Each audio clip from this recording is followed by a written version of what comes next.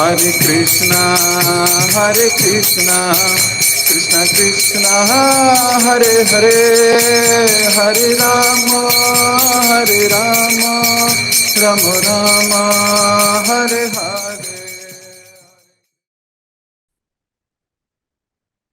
हरे कृष्ण। जय जय श्री चैतन्य, जय हो नित्यानंदा, जय अद्वैत चंद्र, जय गौर भक्त वृंदा। जय जय श्री चैतन्य, जय हो नित्यानंदा, जय अद्वैत चंद्र, जय गौर भक्त वृंदा। जय जय श्री चैतन्य, जय हो नित्यानंदा, जय अद्वैत चंद्र, जय गौर भक्त वृंदा। हरे कृष्ण। तो कल हमने पढ़ा कि किस प्रकार निमाई ने एक बड़ा प्रोफाउंड मैसेज दिया। एजुकेशन यानी कि विद्या दोबारा से पुनः आरंभ करने के लिए ये जाके बैठ गए थे मटकों के ढेर पे। वो मटके जहां जिसमें प्रसाद या भोग बनाया जाता है बेकार हो जाते हैं, काले हो जाते हैं, उनको फेंक दिया जाता है। और वहीं बैठ के माँ को कहने लगे कि मैं तब तक नहीं आऊंगा जब तक मुझे ये नहीं कहोगे कि दोबारा से आपकी विद्या शुरू हो जाए। चैतन्य चरितामृत भी इस कथा को जो विमोचन करती है, इस कथा को कहती है, तो वहां एक और बात को बल दिया गया है। कृष्णदास कविराज गोस्वामी लिखते हैं कि वहां वे माँ को थोड़ी मायावादी फिलॉसफी भी बताना चाहते थे कि देखो, अगर तुमने मुझे पढ़ने नहीं दिया तो कहीं मैं मायावादी ना बन जाऊं। तो वहां बैठ के मिट्टी के बर्तनों में जब माँ पूछती है कि वापस आ जा, तो बोलते हैं ये वापस ही तो है, ये भी घर ही है। तो माँ कहती है अरे ये घर कहाँ है, ये तो मिट्टी है, मिट्टी के वो भी बर्तन। तो ये बोलते हैं कि तुम्हारा घर भी तो मिट्टी से ही बना है, तो ये भी मिट्टी है, वो भी मिट्टी, ये भी मिट्टी, मिट्टी मिट्टी। तो क्या इसमें डिफरेंस है? तो जैसे मायावादी लोग संसार में कहते हैं सारे रास्ते भगवान की तरफ जाते हैं, ऐसे कर लो तो भी भगवान मिल जाएंगे, वैसे कर लो तो भी भगवान मिल जाएंगे, ये भी भगवान है, वो भी भगवान है, इसको भी भगवान कहते हैं। उनको भगवान शब्द की परिभाषा पता ही नहीं। तो माँ ने जब ये बात पिता को बताई तो पिता सोचने लगे कि कहीं मेरा बेटा भक्ति छोड़ के कहीं मायावाद ना स्वीकार कर ले।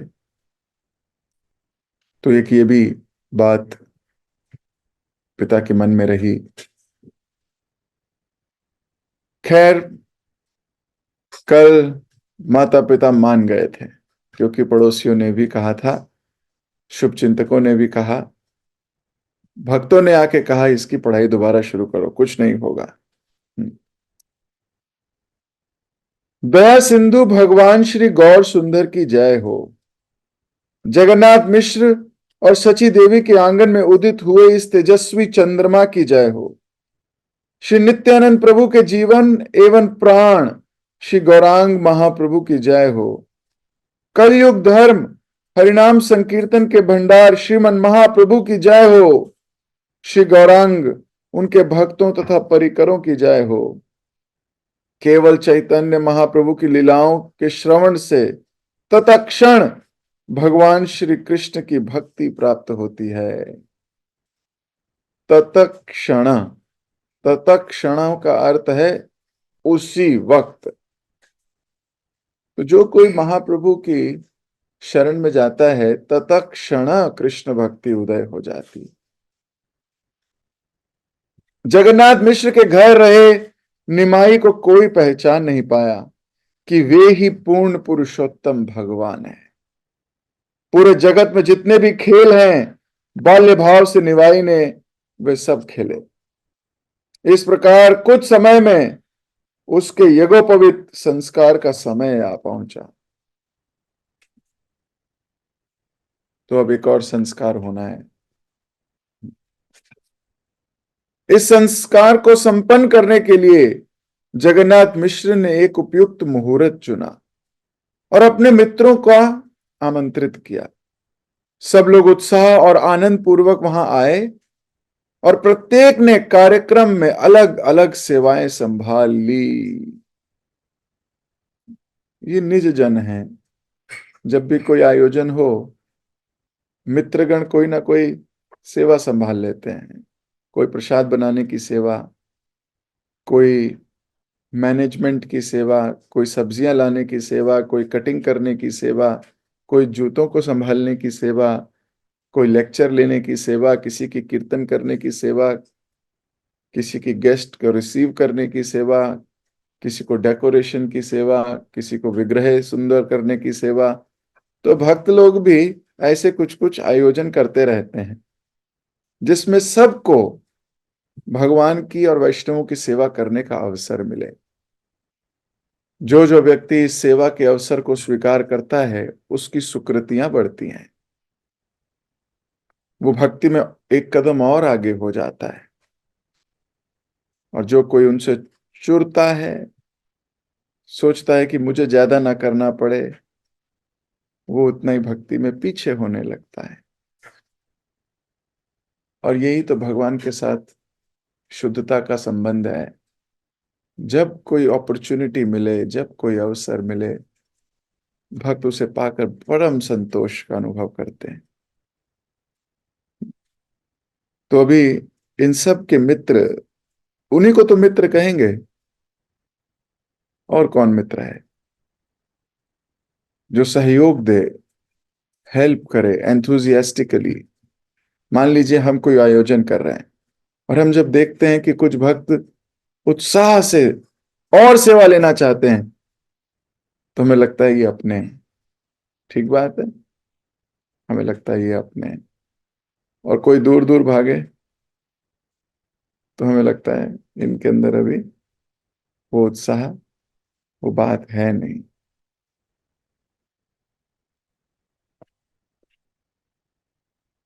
वादक अपने अपने वाद यंत्र बजा रहे थे। स्त्रियां भगवान श्री कृष्ण के गुण लीलाओं के गीत गा रही थी। ब्राह्मणगण वैदिक मंत्रों का उच्चारण कर रहे थे। जगन्नाथ मिश्र के घर में बरस रहे आनंद को देखकर प्रतीत होता था मानो मूर्तिमान आनंद स्वयं वहां आ गया हो। जिस समय श्री गौर सुंदर का यज्ञोपवीत संस्कार होना था, उस समय सब ग्रहों ने अनुकूल स्थान ग्रहण कर लिया। महीना, दिन, घड़ी शुभ बन गई। जहां गौर सुंदर हो, जहां भगवान स्वयं हो, वहां सारे ग्रह अपने आप ठीक हो जाते हैं। ग्रहों को ठीक करने का प्रयास नहीं करना चाहिए। कृष्ण की सेवा या कृष्ण की भक्ति अच्छे से शुरू कर देनी चाहिए। ये ग्रह सब उन्हीं के आगे पीछे, उन्हीं की आज्ञा से घूमते हैं। कई बार लोग, मेरा ग्रह ठीक नहीं है, मेरा ये ठीक नहीं चल रहा है, मेरे कोई ना कोई उपाय करने के लिए निकल जाएंगे, लेकिन वो उपाय टेम्पररी होंगे। वहीं अगर कोई भगवान की भक्ति स्वीकार कर लेता है तो सारे के सारे ग्रह अपने आप ठीक हो जाते हैं, अपने आप। इसलिए भक्त जड़ ढूंढता है। जड़ क्या है? जड़ को पोषण देता है, इधर उधर की चीजों में नहीं फंसता। लेकिन संसार के लोग जड़ नहीं ढूंढते, वो टेम्पररी सॉल्यूशन ढूंढते। इसलिए एक प्रॉब्लम से छूटते हैं तो दूसरी प्रॉब्लम में फंस जाते हैं। यस्य तुष्टा जगत तुष्टो। जब कोई भगवान को संतुष्ट कर देता है तो सारे ग्रह, सारे लोग संतुष्ट हो जाते हैं। जापे कृपा राम की होई, तापे कृपा करे सब कोई। तो जब उसने भगवान की कृपा को एक्सेप्ट कर लिया, जिस पर भगवान की कृपा हो गई, उस पे सब कृपा करने लगेंगे, लेकिन जैसे ही वो कृपा से हटेगा, भागेगा, उस कृपा के कवच से निकल के जाएगा, कोई नहीं पूछेगा उसको। कि संसारी लोग हो सकता है उसको थोड़ा बहुत पुचकार लें, लेकिन उसका कोई लाभ नहीं, उसका ग्रह ठीक हो ही नहीं सकता, उसका ग्रह ठीक हो ही नहीं सकता। जिस घड़ी में उसने छोड़ा है, वो उसका जीवन पर्यंत पीछा करे। कृष्ण को छोड़ना सर्व अमंगल को आकर्षण करना है। अब वो किसी मंगल की कामना करे, ऐसा पॉसिबिलिटी है नहीं, उसके जीवन में मंगल हो ही नहीं सकता। उसने परम मंगल भगवान को छोड़ दिया। अब वो अपने जीवन में क्या भौतिक मंगल चाहता है? वो इधर उधर संसार के लोगों को देख के बोलता है कि वो भी तो खुश है, वो भी तो खुश है, लेकिन वो खुश नहीं, वो उनका धन देख के बोलता है बस। आपको कोई 1 लाख रुपया दे और बोले आपकी किडनी फेल कर देंगे, चाहिए? नहीं चाहिए। इस संसार के लोगों को धन मिलेगा जितना उनकी किस्मत में है, चाहे वो अच्छे कार्य करें या बुरे कार्य करें, क्योंकि वो पिछले जन्मों का है। लेकिन इस जन्म में जो कर रहे हो उससे आपका अगला जन्म भी निर्धारित हो रहा है। बुद्धिमान मनुष्य धन देख के आकलन नहीं करता कि कोई कितना खुश है। धन देख के आकलन करने वाला तो मूर्ख है, निपट मूर्ख, जो केवल धन देख के कहता है कि वो खुश हैं, वो आनंद में है। ऐसा नहीं है। बड़े बड़े परिवार जो बहुत अमीर हैं, आज की डेट में बहुत दुखी है। इसलिए सारे ग्रह ठीक हो जाएंगे अगर कोई भगवान की तरफ मुड़ जाए। स्वतः सुकृति से उत्साह हो उसके हृदय में, कुछ कृष्ण के लिए करने के लिए उत्साह हो, एक्साइटमेंट हो, वेट कर रहा हो, कब आएगा, कब आएगा, कब करूंगा, ये करूंगा, ऐसे इतना बच्चे की भांति उत्साहित हो।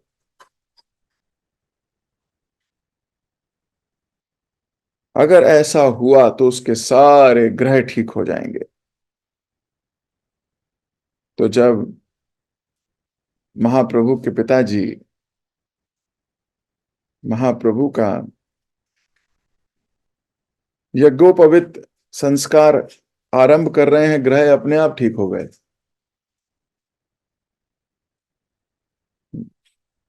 भगवान के सुंदर रूप को यज्ञोपवीत से सुसज्जित देखना आंखों के लिए अत्यंत मनोहर दृश्य था।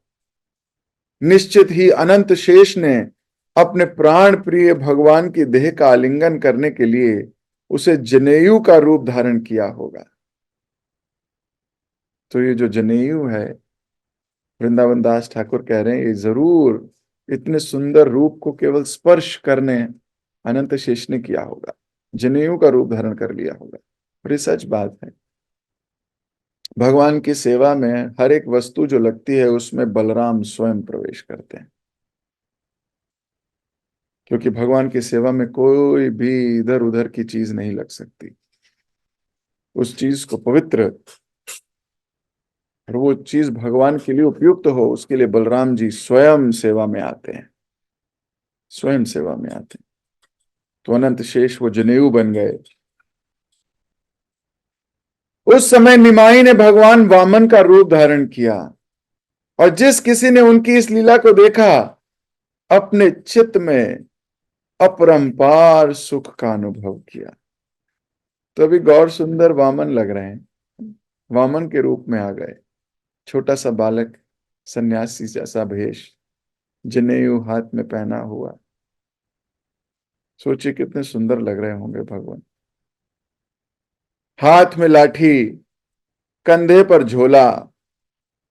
भगवान गौर सुंदर भिक्षा मांगने के लिए अपने भक्तों के घर जाने लगे। यज्ञोपवीत संस्कार में ऐसा होता है, भिक्षा मांगनी होती है बात। जब किसी भक्त को भी हरिनाम दीक्षा मिलती है तो हरिनाम की चादर ओढ़ गुरु की आज्ञा स्वीकार कर जगह जगह भिक्षा मांगता है, और फिर जो भिक्षा इकट्ठी होती है अपने गुरु के चरणों में समर्पित कर देता है। प्रत्येक व्यक्ति ने अपनी क्षमता के अनुसार निमाई के झोले में भिक्षा डाल दी और बदले में परम संतोष का अनुभव किया। सोचिए कितने सौभाग्यशाली जीव हैं, कृष्ण स्वयं झोली फैला के मांग रहे हैं। उनसे जिनसे पूरा संसार झोली फैलाए, सब कुछ फैलाए, मांगता ही रहता है, आज वो गौर सुंदर खुद मांग रहे हैं। कैसी घड़ी रही होगी वो। मुस्कुराती स्त्रियों ने प्रसन्नता पूर्वक भगवान का झोला भिक्षा से भर दिया। सरस्वती देवी, पार्वती तथा अन्य महर्षियों एवं ब्राह्मणों की पतिव्रता पत्नियां वहां आ गईं और उस सुंदर ब्राह्मण पुत्र को भिक्षा दी। सोचिए, पार्वती जी भेष बदल के आ गईं, सरस्वती आ गईं, निमाई ने तेजस्वी वामन रूप को देखकर वहां आया प्रत्येक व्यक्ति संतुष्ट होकर मुस्कुराने लगा और भगवान को भिक्षा दी। देखो, ये एक इननेट क्वालिटी है। जब व्यक्ति बहुत खुश होता है वो कुछ देना चाहता है। सच्ची बात है। जब बहुत खुश हो तो क्या कुछ देना चाहते हो आप। मैंने देखा है संसार में लोग बड़े खुश होते हैं, बोलते हैं मैं पार्टी दूंगा, और कुछ नहीं देगा तो पार्टी देगा। मैं बहुत खुश हूं, विवाह हुआ है, पार्टी ले लो, मेरा बर्थडे है, पार्टी ले लो। वो देना चाहता है कुछ ना कुछ। पुराने जमाने में जब राजा महाराजा खुश होते थे, कोई खबर लेके आती थी दासी, राजकुमार राजकुमार हुआ है, राजकुमार हुआ है, वो गले से माला निकाल के पहना देते थे। सच्ची बात है। खुशी में व्यक्ति देना चाहता है। अब गौर सुंदर हरिनाम चादर लेकर भिक्षा मांगने के लिए हाथ ऐसे फैलाए हुए हैं। वो इतने सुंदर, इतनी खूबसूरत दृष्टिपात हो रहा है, ऐसा देख कर ही भिक्षा देने का ज्यादा मन कर रहा है। इतनी प्रसन्नता है कि कुछ भी दे सकते हैं अभी। तो जहां पार्वती आ गई हो, सरस्वती आ गई हो, क्या नहीं देंगी।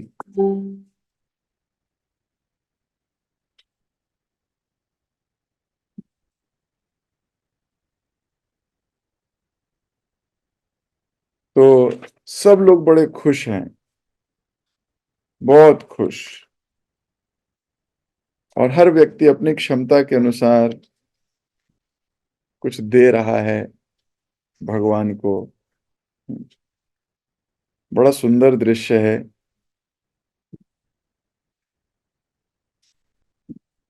जो लोग इसे देख पा रहे हैं बड़े सौभाग्यशाली हैं। तो मैं अभी अपनी वाणी को यहीं विराम दूंगा। आज थोड़ा शॉर्ट क्लास हुई, बाकी हम इसी को आगे कल कंटिन्यू करेंगे कि कैसे महाप्रभु का ये संस्कार पूरा हुआ और बाद में महाप्रभु ने क्या क्या लीलाएं रची। जगत गुरु शिल प्रभुपाद की जय, श्री चैतन्य भागवत की जय, श्री वृंदावन दास ठाकुर की जय, आप सभी उत्साही भक्तों की जय।